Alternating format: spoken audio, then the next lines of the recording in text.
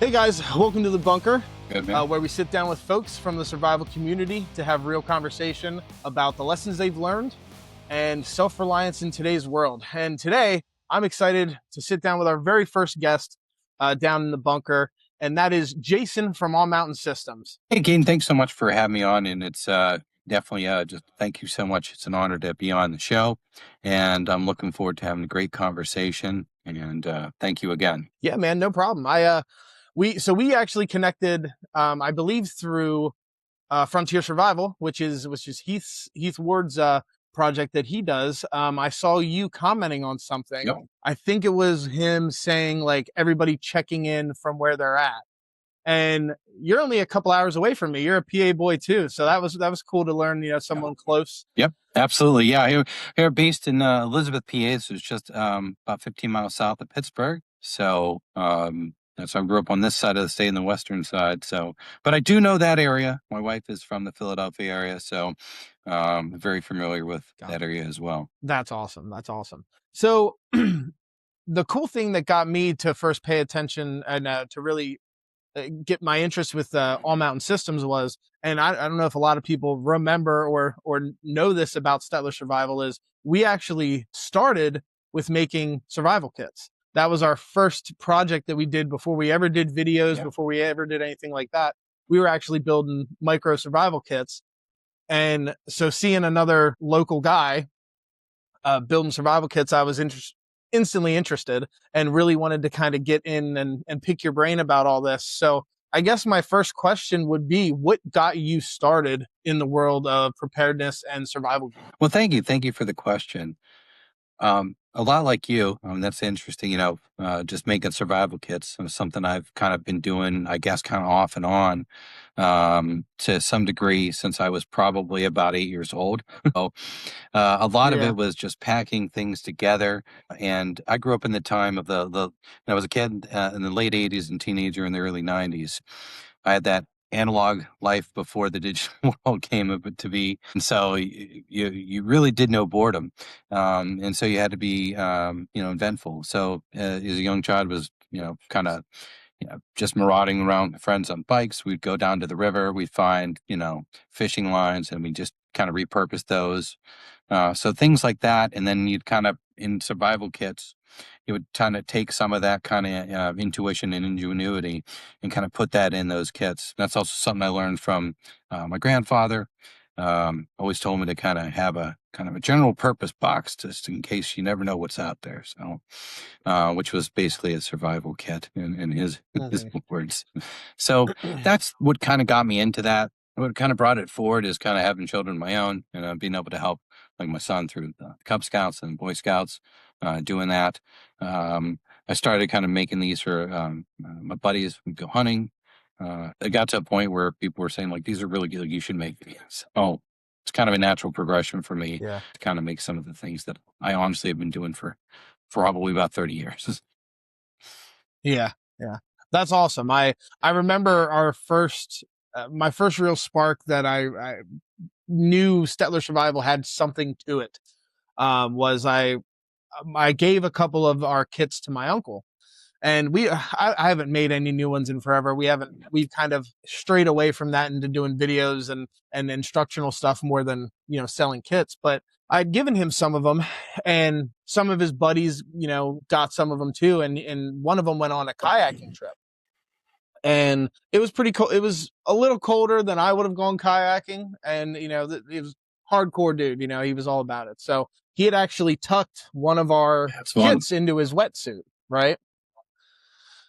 And Yeah. I guess he had flipped the kayak and lost the rest of his gear. So he got, his fire started and a couple different basics out of our kit. And I remember hearing that story and being like, oh, well, now I think at the time I had started Stettler Survival, but it wasn't quite what it is today. And I was kind of not doing it as much anymore. And I had heard that story and I was like, oh, well, I gotta get this going again, because clearly there's something to it. Yeah, absolutely. I mean, kind of comes back to the kind of overall philosophy in general that I have. Preparedness isn't about proving you could do something, the hard way or the easy way. It's just being able to do it, period. That's really what it comes down to. It's a philosophy that, survival has to start, in the brain before it starts in the bush. 100%. Yeah. I've always said that knowledge is the best thing you can stockpile, because if you don't know how to do something, that's it. You know what I mean? And then I'll tell my wife a lot that she'll be like, "Oh, do you know how to do this?" I'm like, "In theory, yeah, I do. I don't know. I've never done it in person, like whatever it is, but I try to learn, even if it's kind of obscure stuff. Like, yeah, I know how to fix this XYZ kind of thing. And in theory, at least having the basic understanding of stuff is better than having certain tools. No, absolutely. No. Yeah, I mean, it's really about, one, I guess the kind of the approach that I have when it comes to, just in general, about the survival and preparedness. It needs to be, a layered system. So, your skills need to come first, because gear fails, batteries die, lighters go, and run out. Um, you know, sk- Gear needs to enhance your skills, not replace them. And then, gear, Yeah. obviously second, I would say, because, using a lighter to start a fire in 3 seconds, beats 15 minutes trying to do it the bushcraft way. It's not about, efficiency is not a cheat code. So, and then the third big thing is redundancy, because the environment doesn't really care about philosophy, or what you subscribe to or what you brought with you. So, one system is confidence, but two or more systems is preparedness. Yeah, absolutely. I mean, you see things like, I'm sure you watched as well, the show Alone. One of my favorites. I love watching that show. I found one of my favorite survivalist YouTubers on there, Joe Robinette. I don't know if you ever heard about him, but he's an awesome survival dude. And he left the show really early because he lost his ferro rod. So he just had the one way to make fire, and he didn't have it, and they were in a wet environment. So he was done, and that redundancy. And that's why, everybody says one is none, two is one, and that's what everybody knows. And it's good to actually look at the reasons those things actually matter. It's not just the saying that, you learned from your dad or your grandpa or whatever. Yeah, no, it's exactly right. In kind of on that note, you talk about, being prepared and preparedness, and then say, like, for example, with,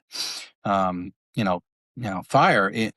And to be honest with you, like, what do you carry with you? What's your tool? What's your craft? Like, I bring that. Like, this is what I bring. This is reliable. Yep. This is easy, but that doesn't always work. And so having a redundancy system is something that is absolutely essential. And so some of the gear that I built, reflects that redundancy system. A lot of the gear that I built reflects on that.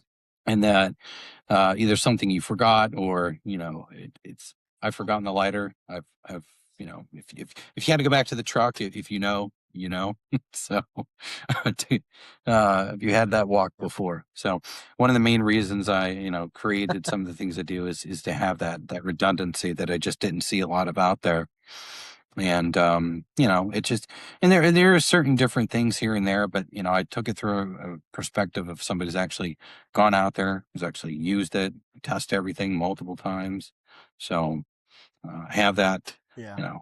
a little bit of a, real world feel, like you can listen to the person who's making it. So I always like that myself. Yeah. Yeah. You can always tell when you get your hands on any sort of kit that is a pre-made kit that someone else has made. You can tell the people who have actually been out and done stuff, and people that have only read about being out and doing stuff. You know what I mean? Because you get those silly gimmicky things in them, and it's just like, oh man, like I'm never going to use that. And so to have with you with All Mountain Systems, someone that has experience out in the bush or whatever it is, actually building kits is really streamlined to people who are more passionate about this stuff, and spend a lot of their time out there. And I think it's awesome. And that leads me into talking about, you were saying about All Mountain Systems. You started making these kits similar things what you were saying when you were younger and everything, but what specifically sparked you to Oh go, yeah. okay, I'm going to make a company to start selling these kits? So how did All Mountain Systems come about? So yeah, thank you for the question. Yeah. It really it kind of came about from building these really for my son and his Boy Scout group, and Mm-hmm. like got a lot of really good comments like that. These are like a lot better, and then I guess they said a lot better than some of the ones that they had bought, kind of like online or Amazon or wherever, and they were like, you should probably make these. These are really good. I've had the same thing, again from some hunting buddies. Same Mm-hmm. thing. They always like the kits I make, and they always ask me to make them one. So again, Yeah. it was kind of that confirmation. So, during the pandemic, it was kind of like yeah, a lot more time on your hands. So, it was just kind of figuring out what it could do, and then uh, when I really kind of took a look to what it would do, what it would take to produce this, I found that it was worth it, and it's enjoyable. I don't have to tell you. I'm sure when you're doing what you're doing, Mm-hmm. doesn't feel like work, and that's the best part. Yeah, yeah, not at all. And that's what my wife and kids and I and all my family really, because being Statler Survival, it's not just my nuclear family here in the house. All of my family I've either learned from or they have something to do with it. My dad here, and this is just another way for me to pressure him to make sure he gets that video out next weekend. My dad's going to finally start releasing videos here on the channel, so it's going to be cool. It's a family thing, Oh, but that's great. yeah, it's going to be awesome. The Yeah. nice thing is in preparedness and survival skills and all that is it's a hobby that's fun and it's also incredibly useful. Like we have fun sitting there, like Yeah. we're learning how to can a lot right now. And I'm sitting here like, yeah, we're canning for fun. And then I'm like, Yeah. but now we have a stockpile of stuff. You know what I mean? Like fresh, awesome food that we made and all that. And there's so many things within this world of survival and preparedness. And I say them separately, but it almost really is one and the same. If you're a survivalist, you're into preparedness, and vice versa. It's one of those hobbies that is just so Yeah. rewarding, and you're never going to lose doing it. No, exactly that. I mean, the skills that you learn, and again, like you said, the things that you do can, and you'll rotate through, and that's the way you kind of go through it. This way, nothing goes to waste. So it is a really good skill to have. It's something that we here at canning, especially, and this is a Picklesburg. So everybody here's got their own pickle recipe, Yeah. to some degree. So, but it's one thing or another. But yeah, that's what it is. A lot of you see, I'm sure I don't have to tell you, a lot of kind of backyard gardens, homestead gardens, and being able to use that whatever you harvest to the best of your abilities. And of course, Oh yeah. canning it is obviously fantastic. So, good preservation and always good. I don't know. We tend to open them up and have soup, make soups in the wintertime out them. So, Oh yeah. But yeah, we just got our seedlings started here for our garden and planted a bunch of cucumbers because I'm like, man, if we're canning now, like I love pickles, so I want to make my own. So that's oh pickles are yeah, on the way. I'll have to hit you up. Apparently you got the good recipes. I got some. So speaking of skills and all that, what's one skill or preparedness goal that you have for yourself over the next year? Yeah, so for me personally, that's great. I think for me, it's being able to demonstrate some of the bushcraft skills a little bit more. It's been some time since I've had a little bit of practice. I won't lie, Yeah. but especially with my kids, getting to the age where they're like starting to actually enjoy going out and enjoy not just kind of like, oh, this is boring, we're done. Can we be done? Yeah. So, taking that to show them that's something I'm going to work on in the next year, and I really want to be able to focus in on that. I think that you always need to polish your skills for sure. Yeah. No, absolutely. I know what I know what you mean because we've been getting the family out and everything, and this summer I think is going to be a lot different than even last summer was because the kids were involved with it then with Stetler Survival, but it was they were doing some videos with us, but now, especially our son's 9, so he's taken an interest in it, and there's even been stuff that I'm like, I'm so impressed you retained that. You know what I mean? And he's starting to have all this interest. You have no idea how many times, because it's been sitting right on the coffee table. When are we doing the Inferno chord? When are we doing the Inferno chord? I'm like, dude, it's a busy week. I was like, as I love doing Stettler Survival, but it's not our full-time job yet. I was like, I still gotta work during the week, and you're tired. Let's go burn stuff, right? Yeah, yeah.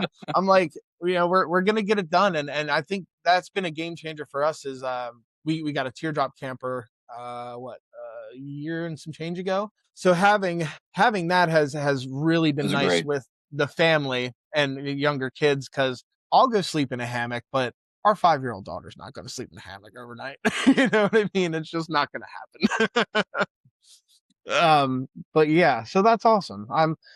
It's always about learning, right? Always, just like we said before, stockpiling those skills and knowledge, and it's always a great use of your time. No, absolutely. I love bushcraft. The skills they really do matter. When it comes to, like, fire, for example, in bushcraft, being able to process wood and being able to find materials, being able to read the environment. Those are all very foundational skills. Mhm. And I was kind of going back to, like, the approach with the layering system. You went, like, in that example, you can have the bushcraft skills. If I have nothing else, keep it simple, common sense. I'll bring my lighter, and then I created a fire kit that kind of keeps a little bit of redundancy in there, and what's in there. Just kind of give you a little bit of an idea. The Yeah, fire kit please should be able show to it have off. two things. Should be able to Yeah. make should thank you should be able to make fire, and with flame, and then you should be able to have some sort of way to sustain that flame. So you keep it really easy. You don't need to go simple crazy. Most times you can just use one of the things inside the fire kit, There you go. simple pack of matches. There you go. Most of the times you're lighting in a pretty easy environment where the wind's not too crazy, and this just works just fine. Yep. Of course, I do include windproof, waterproof. Oh Of yeah. course, in case you need the little extra there. Yep. Of course, you can't go wrong with a little rod and striker combo tied Yes, together sir. with a little bit of tinder cord there. And then, excuse me 1 second. This No, you're helps fine. here. I just want to pull this out here and show you what this is. I include this in the fire kit, and it is one of those telescoping wands. I've seen one of those, I'm sure. Yep. But these Yep. things, I will tell you what, this is probably my favorite thing to take with me. And one of my favorite pieces of gear, the top 5. This, I love that. It's fantastic. So, and then inside, different ways to start a fire. I include steel wool, because pull that is Awesome. hard. Nice dry tinder gets it really going real fast. Regular alcohol swabs, they'll go up real nice. Oh yeah. Easy enough. And then, of course, I cord a little bit of kind of like, wax cordage in there as well, as you can chop that up or kind of light it like a candle, if you will. However you want to use it. So the thing is, it's redundancy. So in and of itself, the kit, it's a redundancy system. And so that was kind of the, part of the philosophy that we have is, yes, you should have the bushcraft skills. You should absolutely carry a lighter, and then throw this in your backpack. It's small to fit in there, and then you always have not just the flame, with the matches, being able to have that, but you also have a little bit of the tinder in there in case you do need it. And then, I always encourage people to pack your own stuff in there as well. Make it yours. But that's what I saw with the fire kit. A lot of what I found out there, and the reason why I made it was because it didn't address a lot of what you find out there is it'll be some sort of tinder, and then usually just a ferro rod and striker a lot of times, what you see. And so, not that any of these things are wrong. I'm just trying to think again. It is a redundancy system. Why the matches? Why not? Because it makes sense. A lot of times, just keeping it simple. You don't have to overthink things. Another one of the big things I do with all the kits and every little thing is always individually package. Keep it dry. Keep it useful. Oh yeah. So another Oh, yeah. another part of that philosophy there. So, but that's the reason of the, kind of like a little bit of the philosophy that goes into that. I wanted to share that with the fire kit. So you kind of give it a sense of, what we do and why we make it. And this month, we have it featured this month, so it's at allmountainsystems.com, and that should be, I believe, $20 this month. So it should be a That's decent awesome. deal. That's awesome. Yeah, and as a man with that does do all this stuff with long hair and a long beard, I really appreciate the bellow because I've been out too many times and come home with less of some of that lots of times. So yeah, lots of mornings where I start Oh the yeah. morning going, Oh yeah. something was on fire last night. I don't know. So No, is absolutely. And thank you for letting me share that. sorry, I cut you off there. Oh, you're fine. I just said thank you for letting me share that. Yeah, yeah, of course, man. That's really gonna be the goal of the bunker is to get people uh on and just share your knowledge that and all of your the lessons you've learned, you know what I mean? And whether that comes through gear or experience or whatever it is, sitting down in this community because I think it's important to get people together, you know what I mean? And just have these conversations and you never know where the next person that you're going to be working with is, you know what I mean? And like I know we do classes out this way and you're not that far. So maybe someday I'll get you on the roster and get you out there spreading the good word of survival with me. Yeah, I'd love to. Yeah, I mean, it really is a community, and then thank you for saying that because it really is about being able to share with each other lessons that we learn, the information that we have, our real life experiences. That's absolutely, and then like being part of a community that we're part of with Heath Ward there in the Frontier Survival. So that is a fantastic community to be part of. I mean, yours as Oh well yeah. here. And it's all about being able to I enjoy. I'm sure you do as well. Being able to get together with like-minded people in this community and being able to share that. Because I'll be honest, every time I interact, I typically do learn something new. Yeah. And like I said, it does start with knowledge. So that starts first there. Yeah, absolutely. And that's what, through talking with Heath and making these other buddies, we talked to I do a good amount of talk with Button Hook Forge and all these other great creators is I feel like we need to at some point get some sort of big meetup going. We'll find a middle ground somewhere, maybe it's state park or something. Have everybody come out. That would be the coolest campfire to sit around. A bunch of other people that are in this space and just sharing the knowledge with each other because at the end of the day, it's funny because I spent a lot of years being my survival and prep stuff and all that was kind of just like a my business kind of thing. I didn't really talk about it too much because whatever. But when I started branching out and talking to everybody and started these conversations with even friends and all that stuff, and people like, oh, I'm into that too. I've always been interested in it. Not a lot of people are. And having those conversations, you realize that A, there's a lot to be learned from everybody, and B, there's so many people that in their head, at least somewhere, they have some inclination of I should be prepared for something. And looking at Yeah. even, like you were saying that when you got started was during the pandemic, it doesn't always have to be some movie level event that's going to happen to be like, I'm on the run now because the bombs dropped kind of thing. It's, I know a lot of people. I was very fortunate during all that to I actually ran a previous endeavor that I did. I ran a charity, but we rose to a different level during that. But I know a lot of people were in hard times. And even if people had those stockpiles of food and stuff like that, things would have been a little bit different for them. Yeah. No, I mean you're exactly right. I mean it's the if I remember definitely going to the store for the toilet paper, but Oh man, don't but get me started on the going toilet there, paper thing, man. right? But a lot of and then there was like a scare and a run on like I don't know, I forget exactly what it was, but I think it was like meat and butter or something where we lived at the time, and it was and I had supply, so I really wasn't worried. I didn't feel like I was going without. Although I will say I did get caught a blindside on the toilet paper supply, but no more. Yeah. All the leaves in your yard were used very well that week, huh? Yeah, there you go. Yeah, so I mean, and Oh, it gave me the time to really sit down and think about it, and that's kind of why this all came to be. But I had a little bit of time, and able to kind of put it together and put it into a strategy. And so I'm glad it finally came together, and I'm glad to meet people in the community, and you know, it is a journey, and it is, like you said, it is something that where we will share and learn from each other. And so that's the part that I'm most excited about. Yeah, absolutely. Me too. So our final question of the night, and this is going to be the segment that I'm going to ask everybody here, but let's call it now. You're on a desert island. Okay. This is the typical question, but I'm curious to kind of start getting everybody's perspective, because I feel like it's always going to be a little bit different. But you got 5 items. You can throw together a bag with 5 items in it.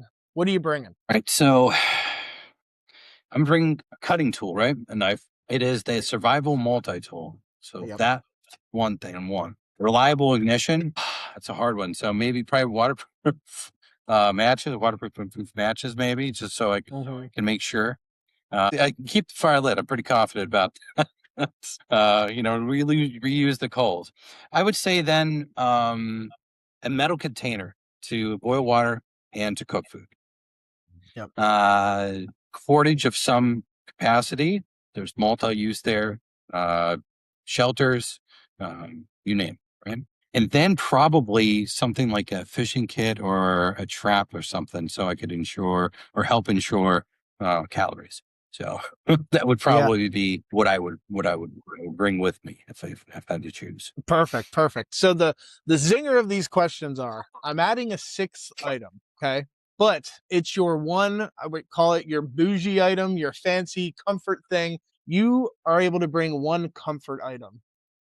What is it? So whether it's, you know, something to keep yourself cool, a mini fan, something like that. I'm always curious about this answer with people, because there's some people I know, like, oh, I can't stand being cold, or I can't stand being hot, this, that, whatever it is. If it's man, I'm about to show my age, I guess. And I was going to say an iPod, but I don't think those are even things anymore. Whether it's something to listen to music with, because mine, I will always forever say, would be something to listen to music, because I'm always walking around the house. I have a headphone in something. Mine's always going to be music. So what would yours be? I mean, music is a really good one. Geez, I don't know. I mean, that's you know, if you want something for comfort, you mean, or is it just kind of I'd probably choose a tent, but whatever, but you know, if it was something, I would, probably something to listen to music with, or probably like just a pencil and a notepad. I think that'd be fun too. So either way. Good answers, man. But that's a great question. I absolutely, go ahead. We're on the same path with that. Because even when I'm out, I'll be listening to music and stuff, and talking to my dad, we've talked about, like I was saying with that show Alone, that I'm sure everybody in this community likes that show. I'm like, man, that would be.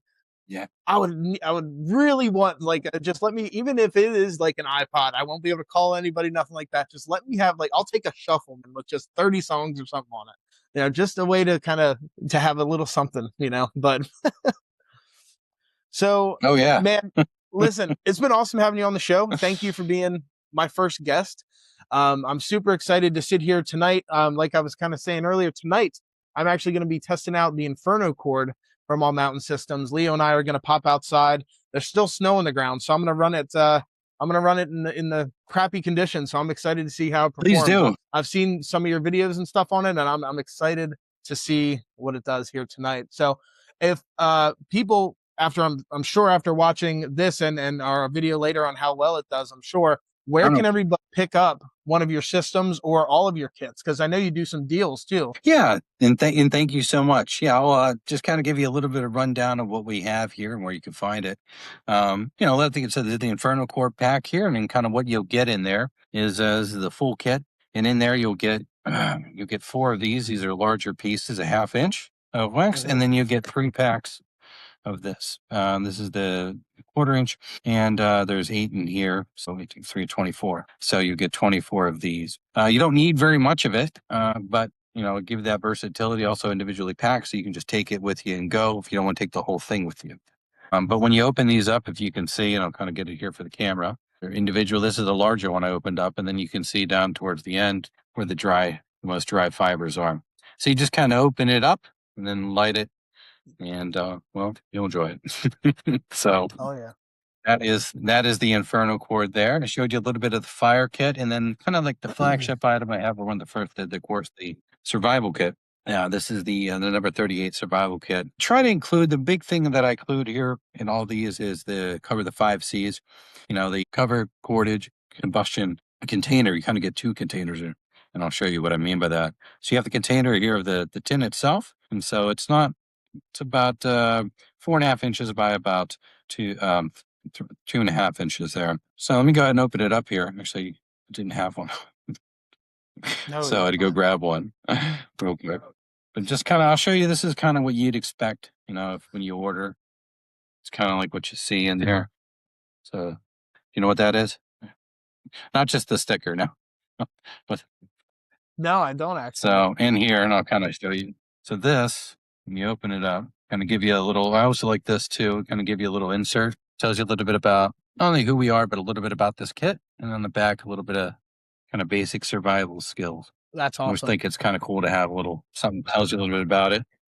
I love that because I'll we go always into each talked about individual thing. But when we were doing our little kits that I always wanted to figure out some way to put like some sort of card with some of the basics on it. I like that a lot. That's awesome. yeah, absolutely. That was, and that trying to think, you know, the logic is the same thing. I was like, I would like that. Yeah. So, and then what I'll do is I'll take this out and show you here. It's a little bit of paracord. It's integrated paracord, but I actually put what this is. That's awesome. I actually put a full 16.9 ounce full 500 milliliter bottle in here. So That's great. an actual bottle, you know, with a sports cap on it, you know, so you can take that out. That's So awesome. that's different. You don't get to see that often, right? Yeah, no, you really Of course, don't. I That's include awesome. the water purification tabs, and then everything there, like a little medical kit thing. Everything's individually wrapped again, keep it dry. It's my little fishing kit. Yeah, give you a candle. There's a candle in there, matches.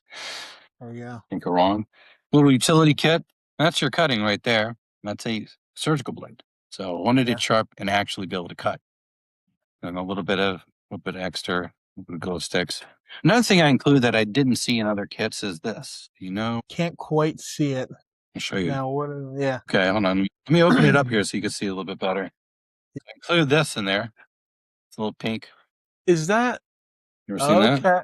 No, I haven't. What is that? Is that You've seen this for around construction sites. Think of one of the little, yeah. It's like it's trail marked ribbon. So you can Yeah, mark where you've gone or anything like that that's to make it visible.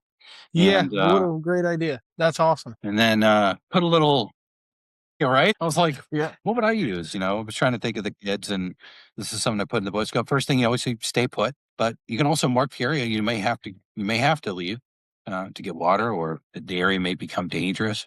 You can let other people know, kind of by doing something like that, or you can just remember where you went into the woods, so you don't forget where your truck is when you come out from hunting. Yeah, right. A little bit of electrolytes, salt, sugar, a little bit of pepper,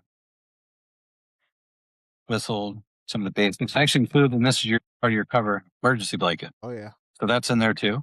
Why not? A little mint, give a little psychological edge there. And then I include this.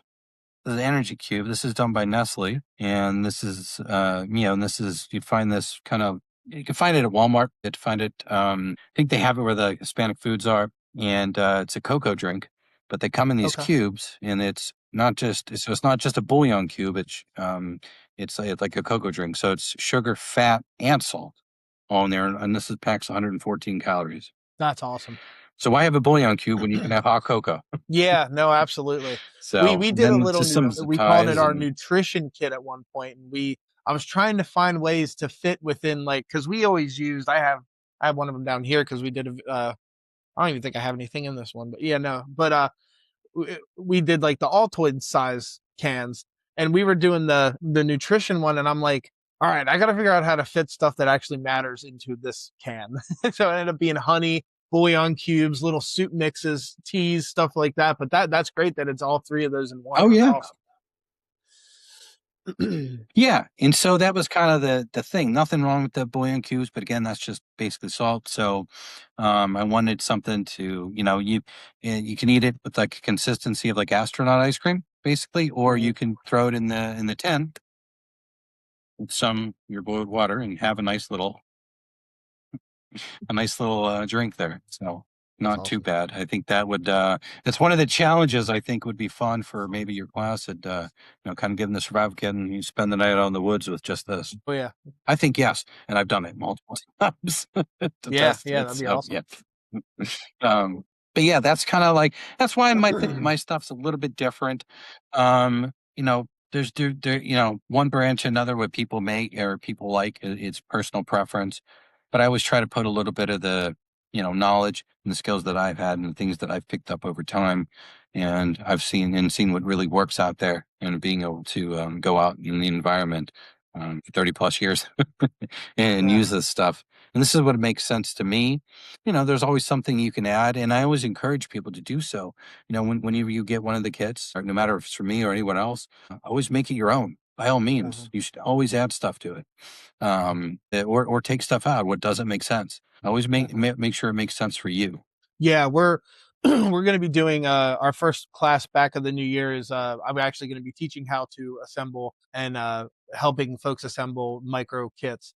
And that's going to be the biggest thing that we're going to convey in it is listen, your environment it changes it. You know what I mean? Are you spending more time in cities? Are you spending more time in the woods? Where is this going to be a thing for you?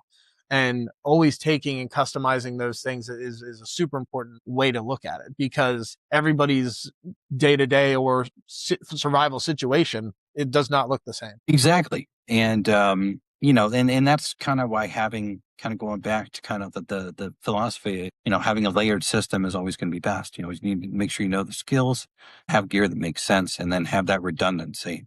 Or for the fire, for example, you have the skills to be able to be able to just use your hands in a bushcraft situation. Carries multiple lighters and matches with you. You always Yeah. have the ability to start that fire indoor. And a ferro rod too doesn't hurt. Because again, preparedness, survival, there's no trophy. You don't get a cookie, if you do it one way or another. So Yep. it's all about being able to just accomplish the task at hand. Yeah. No, absolutely. Absolutely, man. So for all the people watching that want to pick up one of your systems, one of your kits, where can they find them? Yes, sometimes at local events that we go to, most mainly it's going to be at allmountainsystems.com. So you can just go to our independent site at allmountainsystems.com. And there you'll be able to, excuse me, for the month of February, you'll be able to pick up the fire kit for $20. It's free shipping after 35, and then I have the full combo pack as well. And directly on the site, you'll see for first-time customers 15% off. So just enter code first 15. Now, don't worry about remembering it. It's directly on the website. So just scroll down a little bit and you'll see it. And you Yeah. enter that code. I'm happy to get everything out. We ship every day. As long as the post office is open, we're shipping. So we try to get everything out by noon. So it gets on the truck before it leaves to go downtown. That's awesome. That's awesome.